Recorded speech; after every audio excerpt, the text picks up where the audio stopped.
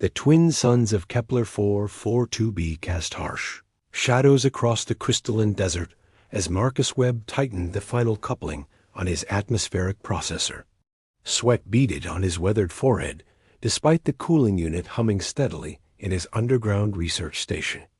At 42, his once pristine engineer's uniform had long since been replaced by practical desert wear-faded cargo, pants, and a moisture-wicking shirt that had seen better decades.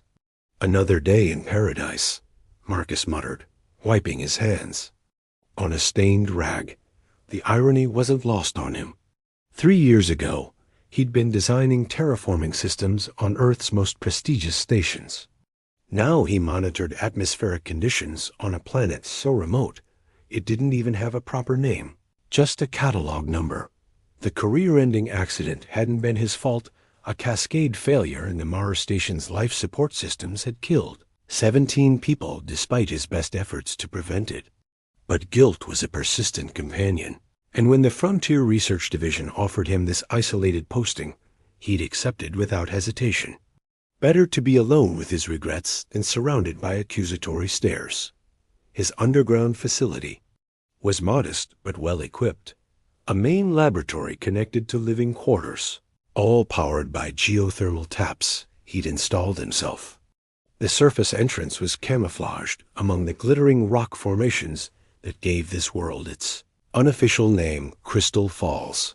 Though no water had flowed here for millennia, Marcus was reviewing atmospheric readings when an unfamiliar sound echoed through the ventilation system. A soft whimpering, almost like a distressed animal. He paused, listening intently. The nearest settlement was 800 kilometers away, and the indigenous life was supposedly limited to microscopic organisms. The sound came again, closer this time.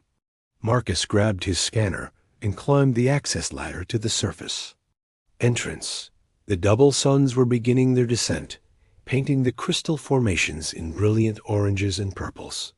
Beautiful, but deadly. The temperature swings on this world could kill an unprotected human within hours. Behind a cluster of azure crystals, something moved. Marcus approached cautiously, his scanner detecting a small heat signature. What he found defied explanation. A creature no larger than a human child, with iridescent scales that shifted from deep purple to silver in the fading light. Its body was vaguely humanoid, but elongated, with large, luminous eyes that spoke of intelligence and unmistakable hunger. "Well, hello there," Marcus said softly, kneeling at a safe distance.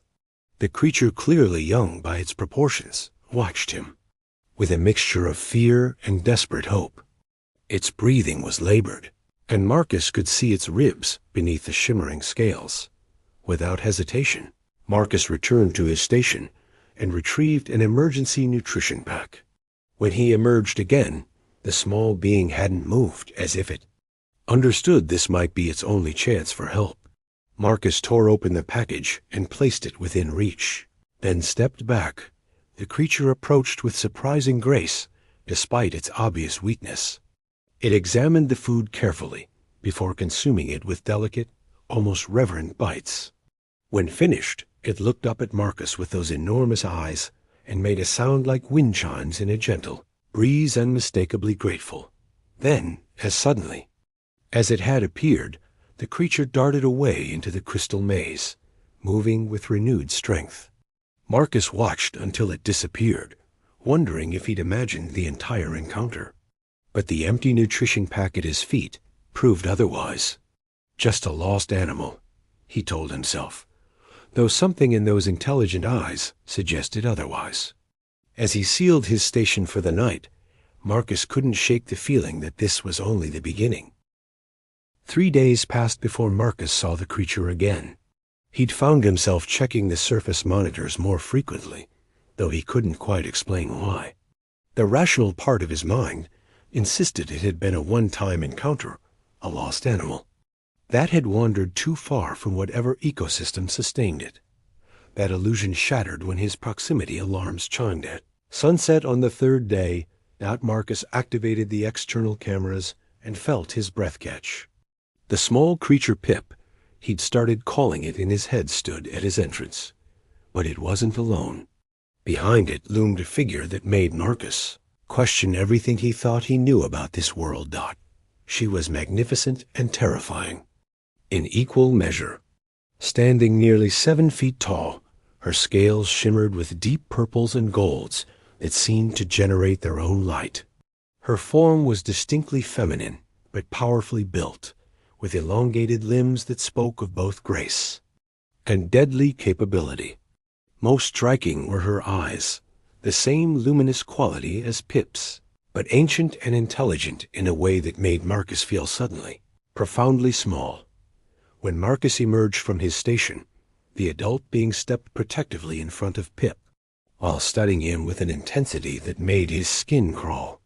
She spoke in a voice like distant thunder, words in a language that resonated in frequencies Marcus felt more than heard. "I don't understand," Marcus said carefully, keeping his hands visible and non-threatening. The being tilted her head, then placed one elegant hand over her heart and spoke again, her tone shifting to something almost melodic. Pip chirped excitedly and bounded forward, touching Marcus's leg with obvious affection before returning to. The adult sighed. The gesture seemed to ease some of the tension in her posture. Marcus retreated to his station and returned with his universal translator, an older model, but functional. When activated, it hummed quietly as it processed the alien's vocalizations. "I am Zara, matriarch of the depths," the mechanical voice rendered. "This small one speaks of kindness from the surface dweller. You fed my child when he wandered far. From our realm." "Your realm?" Marcus asked, fascination overriding caution. Zara's expression softened slightly. "The crystal caves beneath this place stretch far and deep. My people have lived here since before your star learned to burn. We do not often venture to the harsh surface world." "I didn't know," Marcus said honestly. "I've been here 3 years and never detected any signs of complex life." "We prefer it thus," Zara replied through the translator. "But my son tells me you showed him mercy when you could have turned him away. Among my people, such kindness creates bonds that cannot be broken." Before Marcus could respond, Zara approached him with fluid movements that seemed to defy gravity. She was close enough now that he could see the intricate patterns in her scales, like living artwork that shifted with her emotions.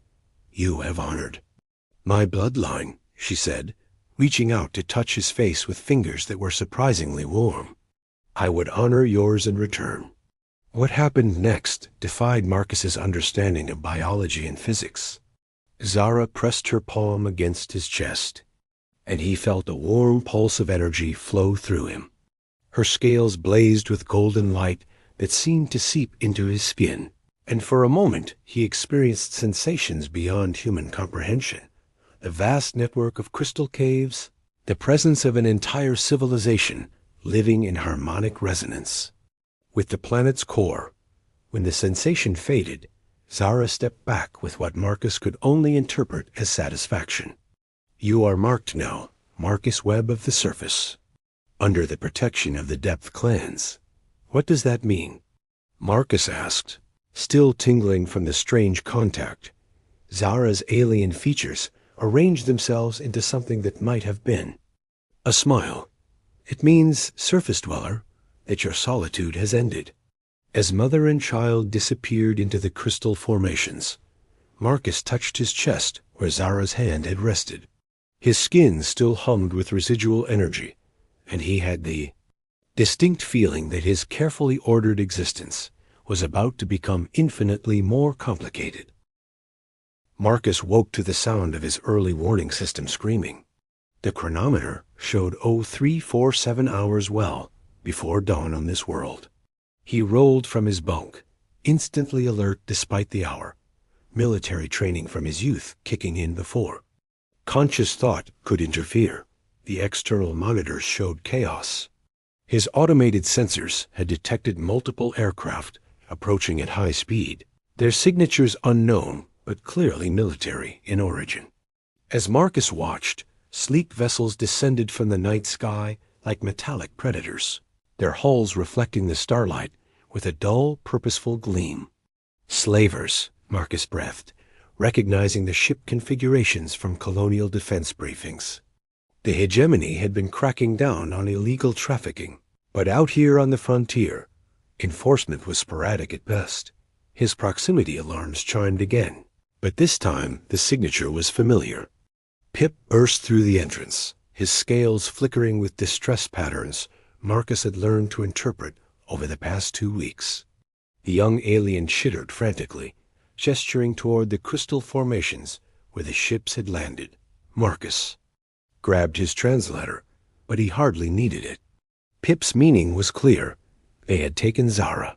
How many? Marcus asked, though he was already moving toward his emergency equipment locker. Pip held up 7 clawed fingers and made a binding gesture with his wrists. Marcus felt something cold and deadly settle in his chest, an emotion he'd thought buried with his military service. Protective rage, sharp and focused as a laser.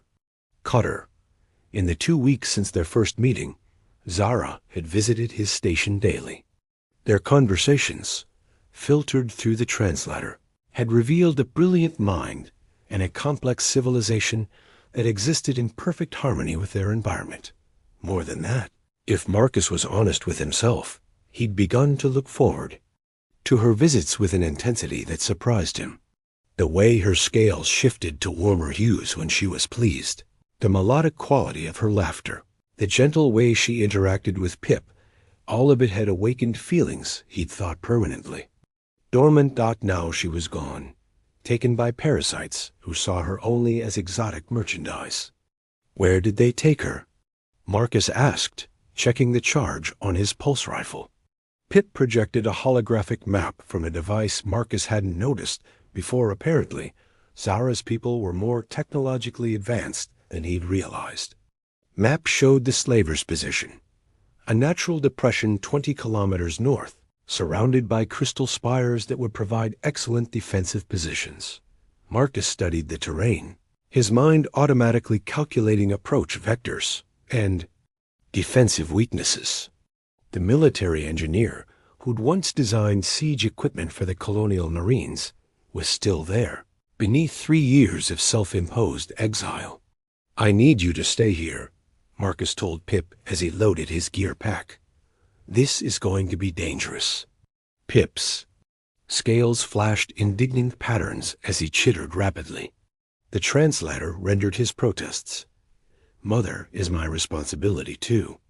I know ship systems. Can help." Marcus paused in his preparations. The young alien was right.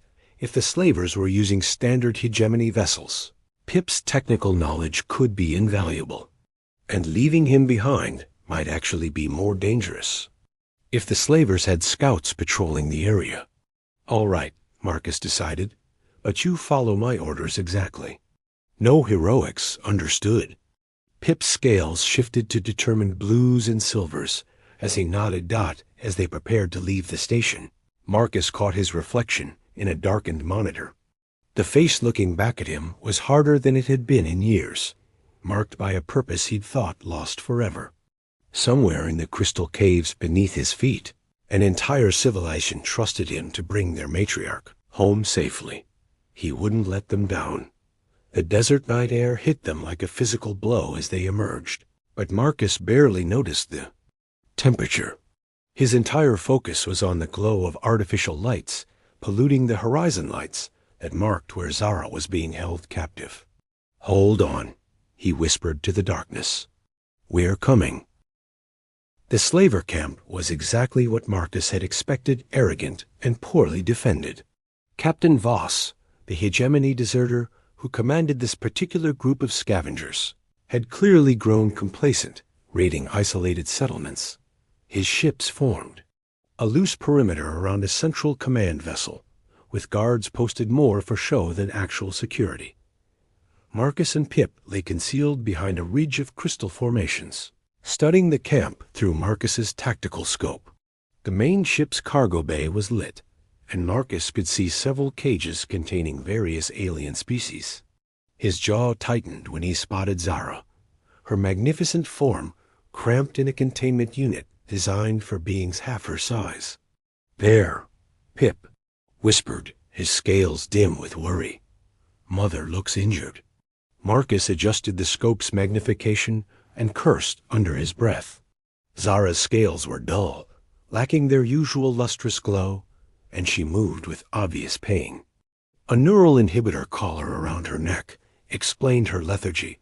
The devices were designed to suppress the neurological functions of non-human species, effectively turning proud beings into docile cargo.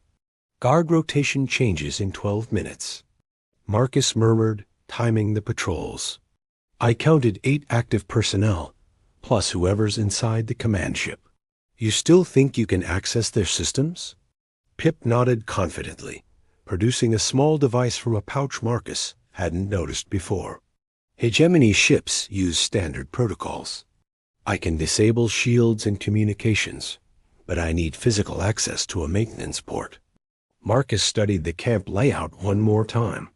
The plan was dangerous. Any number of things could go wrong. But Zara didn't have time for a safer approach. Neural inhibitors caused permanent damage if used too long, and her species' unique neurological structure made them particularly vulnerable. "On 9 mark," Marcus said, checking his weapon one final time. "Remember, disable their systems, then get to the extraction point. Don't try to be a hero." Pip's scales flickered with what Marcus had learned to recognize as determination mixed with fear. "Bring Mother home," the young alien said simply. The next 10 minutes felt like hours. Marcus watched the guards complete their patrol, noting which ones were alert and which were merely going through the motions. When the moment came, he moved with deadly precision. The first guard never knew what hit him. Marcus's stunner dropped the hegemony trooper silently, and he dragged the unconscious form behind a supply crate. The second guard was looking the wrong direction when Marcus emerged from the shadows, and suffered the same fate. Meanwhile, Pip had reached the command ship's maintenance hatch. The young alien's claws worked with surprising skill, interfacing his device with the ship's systems. Within moments, the camp's defensive shields flickered and died, followed by their long-range communications array. Marcus moved toward the cargo bay, but froze when shouts erupted from the command ship. Someone had discovered the system failures. "Intruders in the camp!" Captain Voss's voice boomed over the ship's speakers. "All units, defensive positions." The carefully planned stealth mission became a firefight in seconds. Marcus dove behind a cargo container as pulse rifle fire lit up the night. His military training took over completely now. He was no longer Marcus Webb, the guilt-ridden engineer. He was Sergeant Webb of the Colonial Marines, and he had a mission to complete. Pip appeared at his elbow, scales bright with adrenaline. Communications down, shields down. But they activated internal defenses. "Can you open the cargo bay?" Marcus asked, returning fire at 2 guards who'd taken position behind a landing strut. "Yes, but only from inside the ship." Marcus made a split-second decision. "Do it. I'll keep them busy." What followed was the most intense 10 minutes of Marcus's life since leaving the service. He moved through the camp like a force of nature, using every trick he'd learned in 2 tours with the Marines. His pulse rifle spoke with deadly accuracy, dropping slavers who'd made the mistake of thinking frontier colonists would be easy prey. When the cargo bay doors finally opened, Marcus was there. Zara looked up at him with eyes dulled by the neural inhibitor, but he could see recognition and relief in her expression. "Time to go home," Marcus said gently, working to remove the collar. The moment it clicked open, Zara's scales blazed with returning vitality. "My champion," she whispered in her own language, then repeated it in standard as Marcus helped her from the cage. "I knew you would come." Captain Voss appeared in the cargo bay entrance, his sidearm drawn in fury, twisting his scarred features. Nobody moves, he snarled. That female is worth 50,000 credits on Rigel Prime. Marcus stepped protectively in front of Zara, his rifle aimed at the slaver captain's center mass. She's not for sale. Everything's for sale, boy. You just don't know the price yet. The standoff lasted exactly 3 seconds before Pip appeared behind Voss and activated some kind of neural disruptor. The captain collapsed, twitching helplessly, as his nervous system was temporarily scrambled. Debt repaid, Pip said with satisfaction, helping his mother to her feet. The Depth Council convened 3 days after the rescue, in a vast chamber carved from living crystal deep beneath Marcus's station. He stood in the center of the space, surrounded by beings whose scales reflected the chamber's natural luminescence, like living starlight. Despite the translator in his hand, the weight of their attention was almost overwhelming. Zara sat on a throne-like formation of blue crystal, her natural authority restored along with her health. The neural inhibitor had left no permanent damage, though Marcus noticed she still moved with careful deliberation. Pip stood beside her, his young scales bright with pride as he recounted their rescue mission to the assembled elders. Marcus. Web of the Surface, the eldest council member spoke, her ancient voice carrying harmonics that made the crystal walls resonate. You have done more than save our matriarch. You have proven that the bonds between our peoples need not be ones of ignorance and fear. Marcus shifted uncomfortably. I only did what anyone would do. Zara didn't deserve what happened to her. Not anyone would risk their life for a being they barely knew, another elder interjected. Your actions speak to the content of your spirit, surface dweller. You have honored our ways without understanding them, protected our young without expectation of reward. Zara rose from her throne, moving with the fluid grace that had first captivated Marcus. She approached him slowly, and he found himself holding his breath as she came to stand directly before him. The marking I gave you weeks ago was meant to offer protection, she said, her hand touching the spot on his chest where he could still feel the warm pulse of her touch. But protection flows both ways, does it not? I don't understand, Marcus. Admitted. Zara's alien features arranged themselves into an expression of gentle amusement. Among my people, when two beings mark each other through deed and choice, through sacrifice and trust, ... She paused, searching for words the translator could render. The closest term in your language would be bonded. Marcus felt his heart skip. Bonded? If you will have us, Zara said simply. Pip needs a father figure, and I... She touched his face with the same gentle warmth as that first night. I find I have grown quite fond of my surface champion. Around them, the council members hummed in harmonic approval, the sound making the crystal chamber ring like a vast bell. But Marcus heard none of it. His entire attention was focused on Zara's luminous eyes, seeing in them the same hopeful vulnerability he felt in his own chest. I'd like that, he said quietly. More than I can express. What followed was unlike any ceremony in human experience. The council members sang in frequencies that resonated through the crystal formations, creating patterns of light that danced across the chamber walls. Zara and Marcus stood in the center of it all, hands clasped, while energy flowed between them in waves that left Marcus feeling fundamentally changed. 6 months later, Marcus's station had become something unprecedented, a cultural exchange, post between surface and depth dwellers. His atmospheric processors had been modified with depth clan biotechnology, creating the first truly sustainable terraforming system anyone had seen. Pip had appointed himself as chief technical consultant, his natural engineering talent flourishing under Marcus's mentorship. And Zara ... Zara had become the center of his universe in ways he'd never thought possible. She divided her time between her responsibilities to the depth clans and her growing fascination with surface technology. Their relationship defied every biological and cultural boundary, It somehow worked with a harmony that left visiting xenobiologists baffled. Standing on his station's observation deck one evening, watching the twin suns set over crystal formations that now hummed with purposeful activity, Marcus reflected on the strange turns his life had taken. 3 years ago, he'd come here to hide from guilt and responsibility.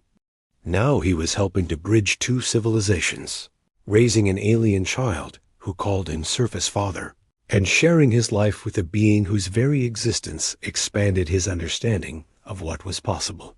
Zara joined him on the deck, her scales reflecting the sunset in shades of gold and amber. "Regrets?" she asked, settling beside him with the easy intimacy they'd developed. Marcus considered the question seriously. His old life, the career, the accolades, the carefully planned future, all of it seemed impossibly distant now. "None," he said finally. "Not a single one." Pip bounded onto the deck, his scales bright with excitement. "Surface father." "Mother, the new atmospheric processor is working perfectly. The crystal gardens are producing oxygen at rates beyond all projections." Marcus smiled, pulling the enthusiastic young alien into a hug. "That's because you improved the design, Pip. Your mother's people are natural engineers." As the three of them stood together, watching their two worlds slowly become one, Marcus felt a profound sense of completion. He'd spent years running from connection, from responsibility, from the possibility of loss. Now he understood that some bonds were worth any risk. The desert wind carried the sound of crystal formations, singing in harmony with Depth Clan technology. A melody that spoke of hope, unity, and infinite possibility. And for the first time in years, Marcus Webb was exactly where he belonged,